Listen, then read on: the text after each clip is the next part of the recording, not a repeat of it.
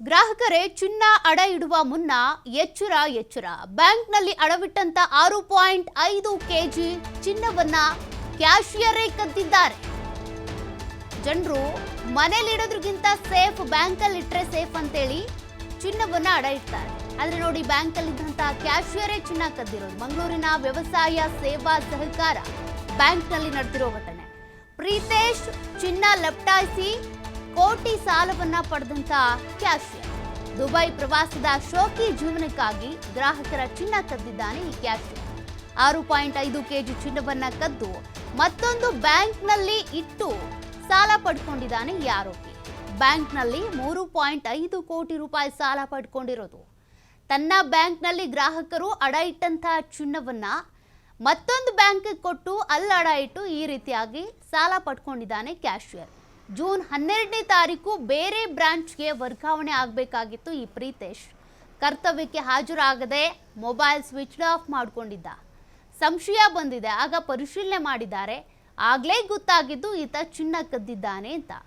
ತನಿಖೆಯ ಭಯ ಇತ್ತು, ಹಾಗಾಗಿ ವಕೀಲರ ಮೂಲಕನೇ ಕೋರ್ಟ್ಗೆ ಹಾಜರಾಗಿದ್ದಾನೆ. ಪ್ರೀತೇಶ್ಗೆ ಸಹಕಾರ ನೀಡಿದಂಥ ಶೇಖ್ ಮಹಮ್ಮದ್ ಕೂಡ ಬಂಧನ ಆಗಿದೆ. ಪ್ರೀತೇಶ್ ಕಸ್ಟಡಿಗೆ ಪಡೆದಿದ್ದಾರೆ ಕಂಕನಾಡಿ ಪೊಲೀಸ್ ಠಾಣೆಯ ಪೊಲೀಸರು.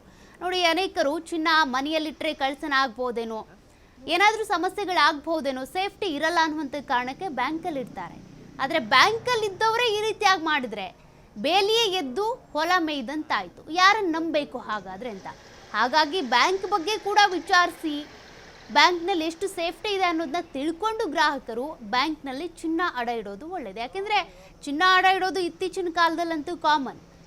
ಸಂಕಷ್ಟ ಬಂದಿದೆ ಅನ್ನೋ ಸಂದರ್ಭದಲ್ಲಿ ಚಿನ್ನ ಅಡ ಇಡ್ತಾರೆ, ಹಣ ಪಡ್ಕೊಳ್ತಾರೆ, ಸಾಲ ಮಾಡಿರ್ತಾರೋ ಅಥವಾ ಇನ್ನೇನಕ್ಕೋ ಬಳಸ್ಕೊಳ್ತಾರೆ.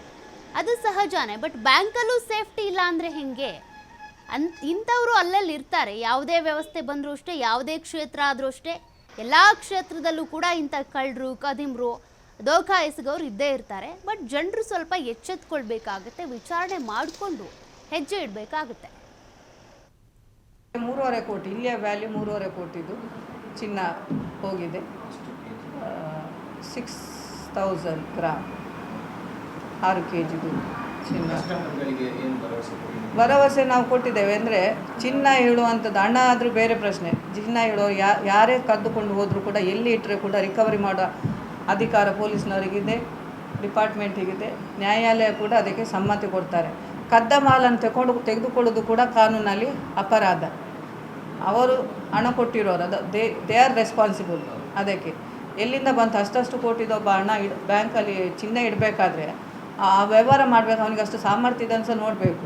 ಒಂದು 10 ಲಕ್ಷ 20 ಲಕ್ಷ ಒಂದು ಚಿನ್ನ ಯಾರ ಹತ್ರ ಸಿಗ್ತದೆ. ಈಗ ನನ್ನ ಹತ್ರ ಅಷ್ಟು ಇರ್ಬೋದು.